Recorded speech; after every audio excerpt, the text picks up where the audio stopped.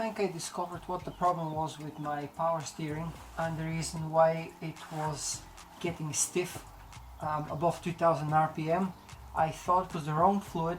That's not the case. I also thought it was the power steering box. That's not the case.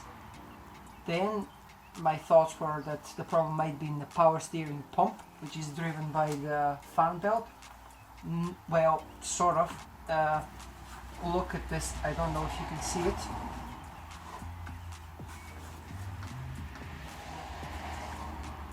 I could spin this easily.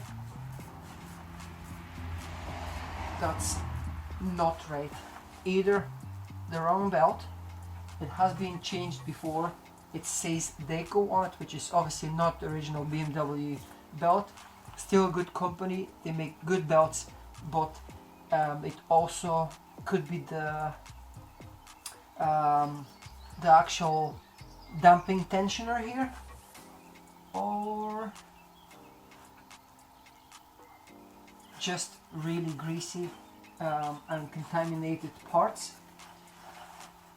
But when I push against the belt, it doesn't seem to have very good tension.